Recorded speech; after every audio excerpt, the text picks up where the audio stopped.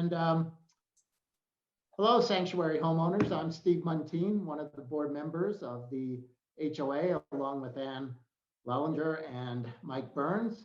And I'm on this Zoom call today with Brady Gauthier, who is the Deputy Fire Chief in the Oak Creek Fire District. And let me explain why we're here today and sharing this Zoom video with you. At our recent HOA annual meeting, the main topic of discussion centered around the drought conditions and the potential fire dangers to our homes in the sanctuary. As you know, conditions this winter have not improved. It's been a relatively light snow year in addition, and we're probably looking at some very dry and high risk conditions this spring and summer and even into the fall.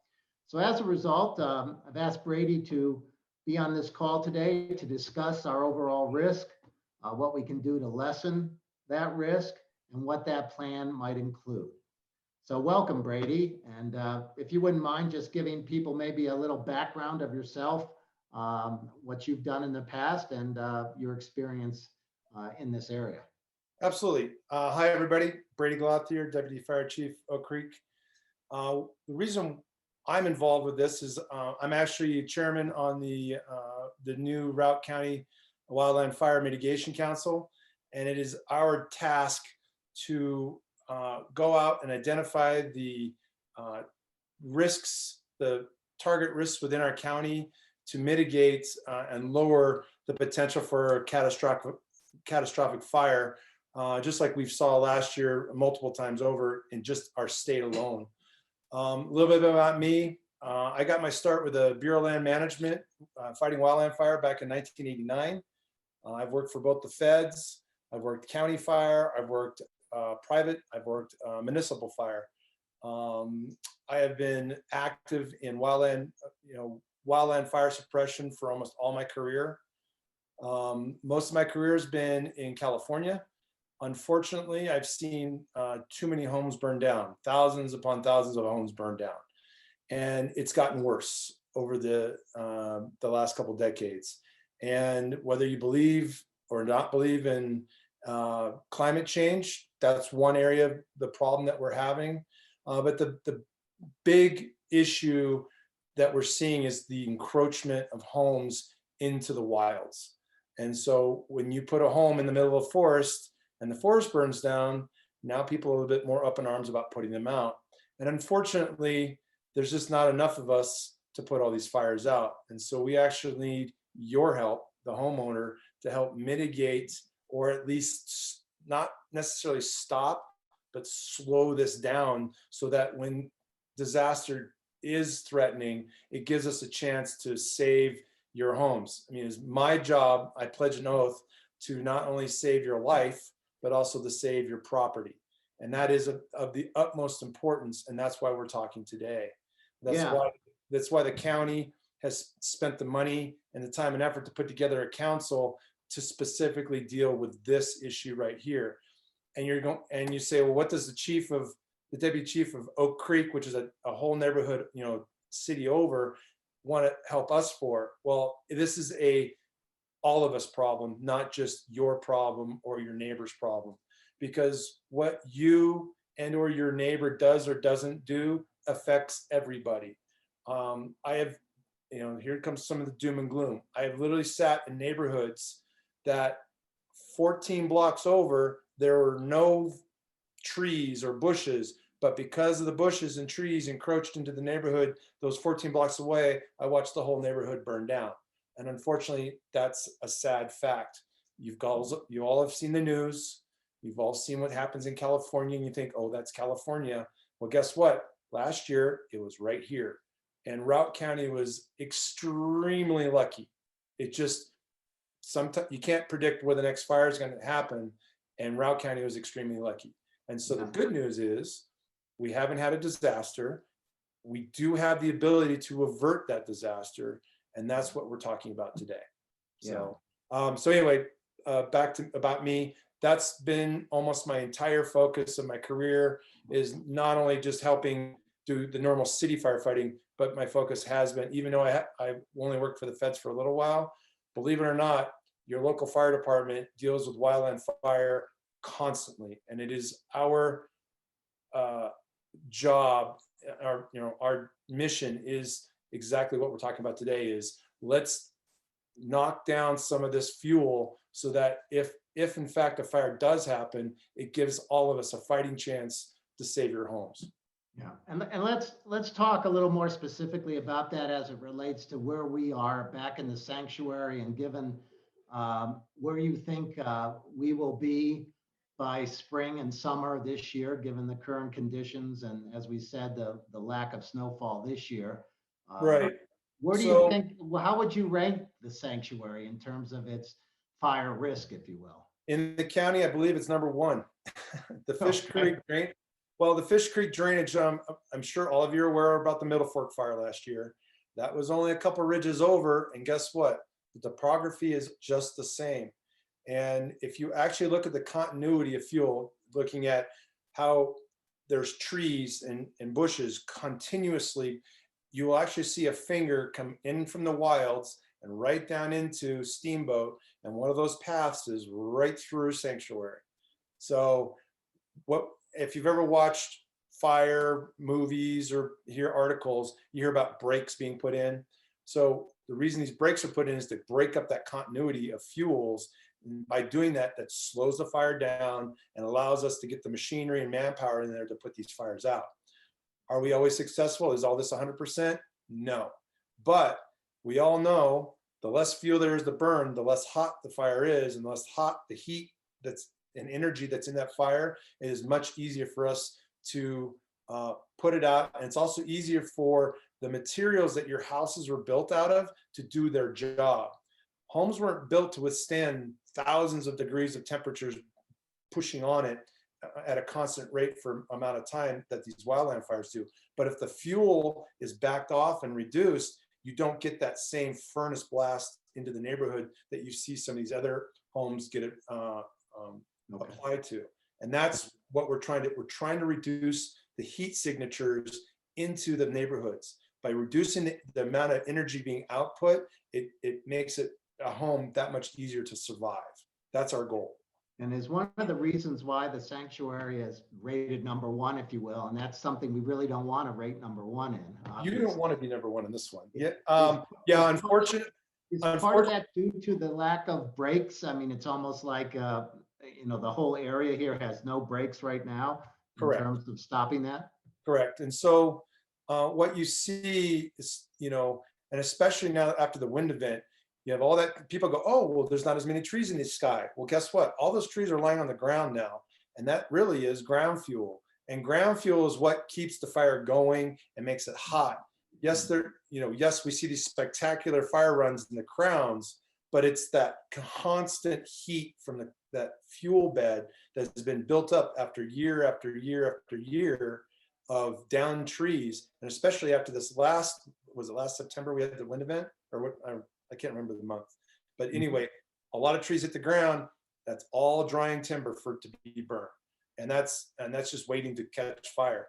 And unfortunately, for Sanctuary, it is not a matter of if, it's a matter of when. And when the fire does start, and if the winds are going, and because it's a canyon country, we're in this big, valley, you're going to see both sides go up, and it's going to push down into town. And so it is a major concern for everybody. I mean, we're even talking, so what's really nice about the fact that you guys are talking about it is now started conversations with the water district, you started conversations with the state. That's how high of a risk this is. It's not just you guys, the Sanctuary HOA, looking at this. It's now the water district looking at it, as well as the state, because it is such a high risk. I mean, unfortunately, if everybody watched what happened in Granby and the East Troublesome fire, that fire burnt from Granby to Estes Park, and all those homes gone. And so what can we do as both from a sanctuary perspective and an individual homeowner perspective? But let's talk about the sanctuary as a whole. What can we do to lessen that risk? Understanding, of course, that you can never get it down to zero. Well, it's to put the brakes in. Literally, let's eliminate as much fuel as possible. Now, we're all human and we all don't want to live in a desert. We all don't want to just put it to bare earth. And so that, I mean, that's the perfect scenario.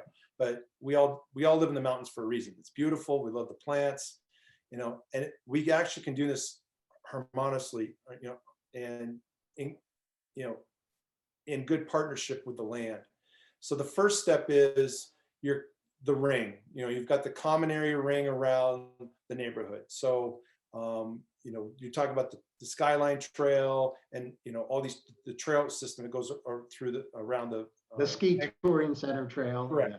So the first plan would be to make a nice wide buffer of no aerial fuels. And by having that, it doesn't take away from the aesthetics of it, but it does give a defensible break to the neighborhood. And so then up on the hillside, it's then going to be pulling those down fuels out, grinding those up, limbing the trees, what we call ladder fuels. So what we want to do is want to create a break between the ground and the sky.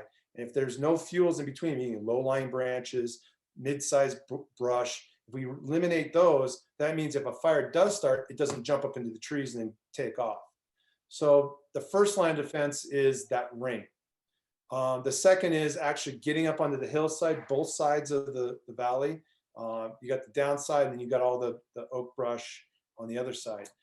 On the side where the timber is get rid of all that down timber, you know, pull it out.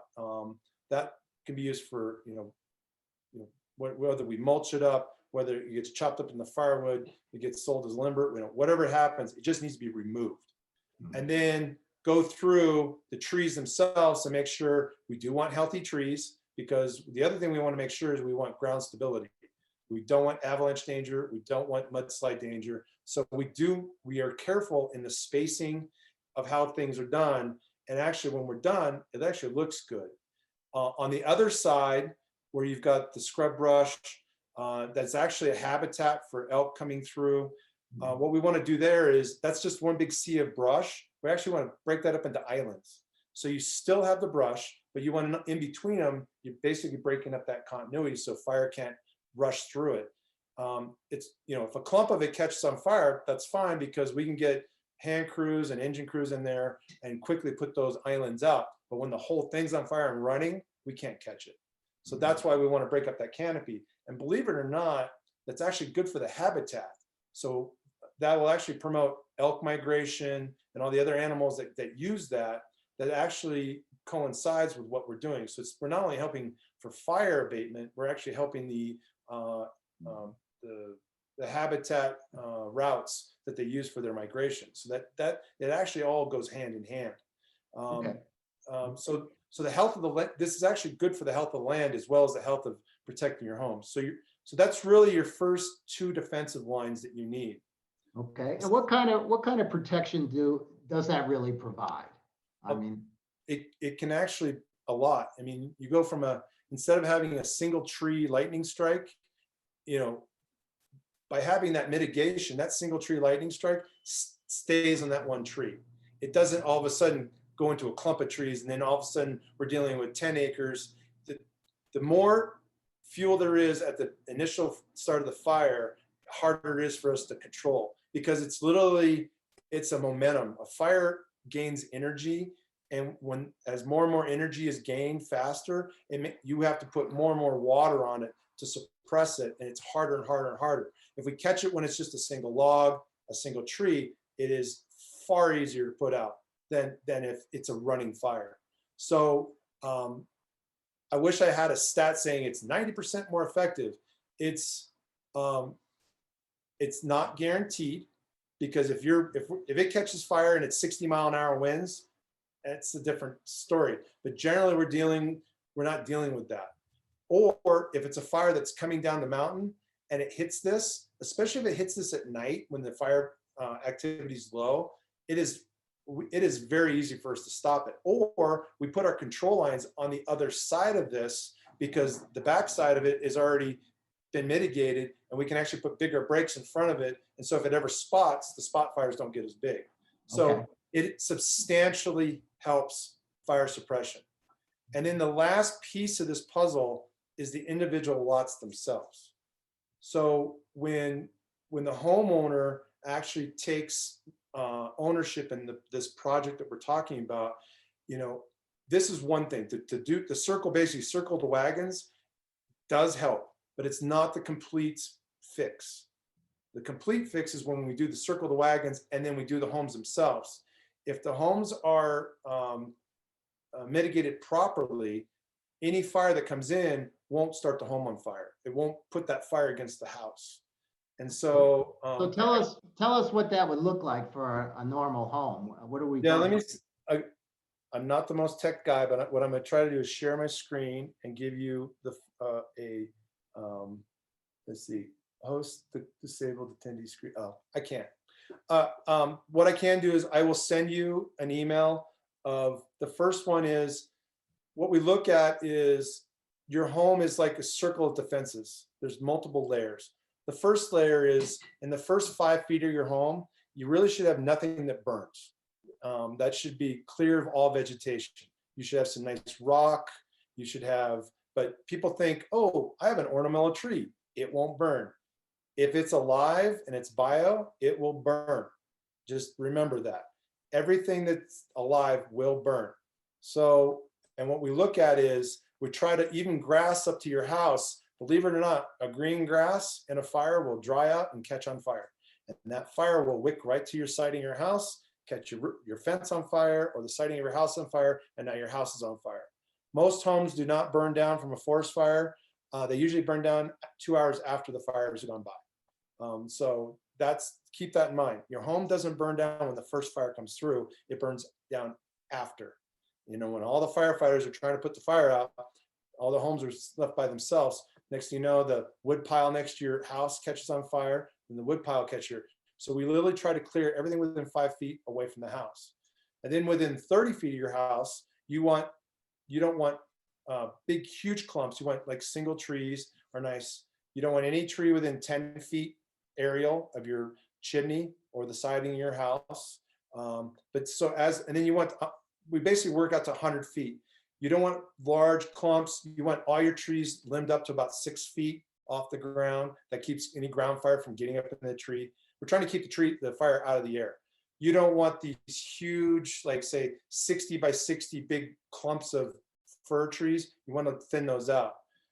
It's okay to have vegetation. It's okay to have shrubs and bushes, but they have to be manicured, and we have to break up that continuity going into your house. So as we get closer and closer to your house, you need fewer and fewer plants, and especially aerial plants.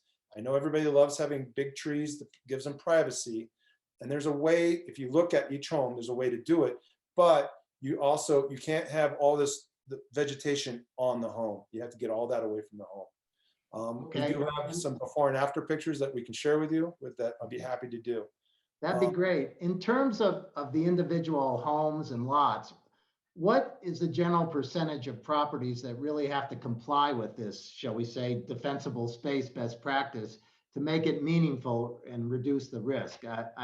I assume the majority of homes have to participate in this to make Yeah, it and I don't like finger pointing, but the lots of the what usually the hardest is, everybody goes, yep, we're going to do it. But the one guy in the middle that has the 5-acre lot that's just way overgrown, because remember, fire travels through the air.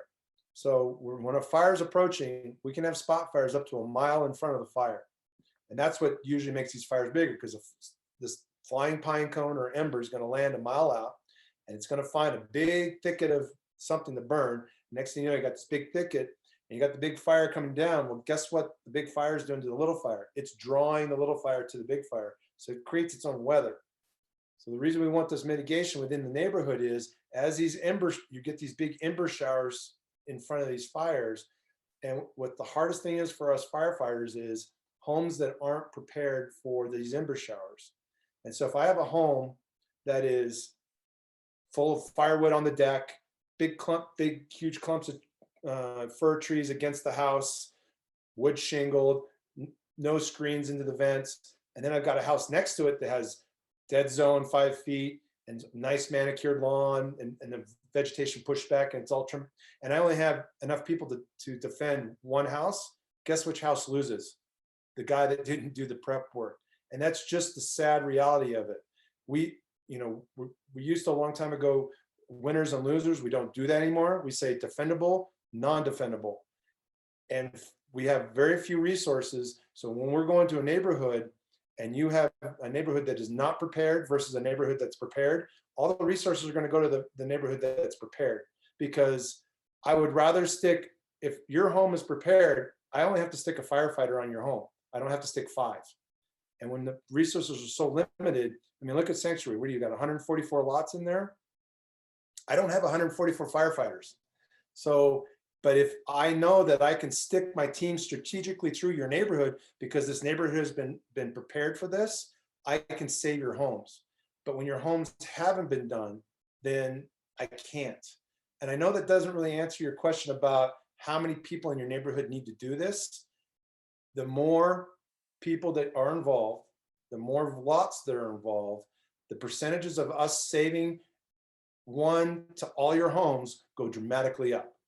Because if I have a single home that didn't do the prep work, but then everybody else around did, there's still a risk, because if that single house catches on fire, now both neighbors are at risk, because those 2 neighbors' homes are being, hit by the heat from that one house fire. So I'm hoping that everybody understands this, and it's not just, well, I'll let them take care of it because it'll never happen to me. And go search the internet, look at all the neighborhoods that burned down, and how did that one home, or I noticed there's 5 homes in that neighborhood that didn't burn down and these did. And mostly because those homes are the ones that did the time and effort to defend their homes against what may happen here in the future. And we all know the risk. The risk is there's gonna be a fire in this area. Hopefully we can keep it and quell it, and we never have to worry about a big wall of fire coming into the community. But if that wall of fire does come and the neighborhood as a whole didn't do anything about it, it's gonna be very hard for us to save your homes. Yeah. And so I would hope that everybody wants to get involved in this. Yeah. And I know so it's really a 2-pronged attack then. It's the surrounding area, as you say, yeah, around the core trail back here up to the Skyline Trail. It's the brush areas that are out there as well. And then it's the individual lots and homeowners. And we need to have everybody work in concert to. Yeah, I mean, obviously it's a communal effort on the band around. You absolutely need the band. I mean, without that band, it's like catching a flying rock with a Ziploc bag, but if you put the band in, now it's like catching it's a lot easier to catch what's coming your way. The other thing that people worry about too is when we come in and do these mitigation projects, they think it's going to look like some big hack, clear cut logging job. And, it's not that bad. It's, yes, you're going to go through a little bit of discomfort visually. You're going to have machinery out there through the season, chunking things up. You're going to have some trail closures in sections here and there. The crews are going to work their darndest to keep things open. But you have to remember, we're going to be falling trees and there's going to be very heavy equipment running around, and we don't want to hurt anybody. However, you'll find that even after, things get mulched up, and it's not like there's big spiky things sticking up and it's all ugly, but you're going to see some tracks, you're going to see some sticks and stuff hanging around. But even by next spring, you're going to see that, you're not even notice they were there. And, within 2 seasons, you'll never know that they were there. And it's actually turns the forest into more of a park-like setting. So it's something I wouldn't, that's also, we bring in hand crews where the machines can't get to, or where the machines may chew it up too much. So we'll actually use hand crews for that. As far as the line closest to the property owners, we'll be using hand crews for that. And hand crews are very light on the land. And then as far as if the homeowners actually get involved, a lot of work that homeowners, they can actually do themselves. And we can give them the guidelines where they can go out and do their own yard work and do their own tree trimming and brush trimming and cutting things back. But if not, we do have hand crews available. I mean, you have to understand, we're actually using the firefighters that fight this fire as the hand crew. It's one of the interesting things about this project specifically. This is actually a pilot project where we're going to be using, we're going to have 2 fire crews on site, actually doing the hand crew cutting, which means if something were to happen on site, we're already there. You may see us come and go because there's a fire somewhere else, but these are seasoned, career, that we know what we're doing. We know this is people. I mean, we go into homes during these fires, and trust me, you would rather do this work now than have a fire crew come in with a fire coming down their back. Because when the fire's coming up down our backs, we're cutting your entire vegetation down. It's all gone, and I don't think you want that. If you actually take the time and mitigate your homes now, before there's a fire, when a fire does come, the firefighters are, they don't have to do any work. They just have to sit there and protect your home versus, okay, we have to chop everything down because here comes the fire. I mean, does that make sense? No, it makes all the sense of the world. And you know, I think you've done a great job here of explaining, you know, the situation, the risk factors, the plan that we could do to mitigate this, both as individual homeowners as well as an association. And I really appreciate you taking time out of your schedule and to share this valuable information with us.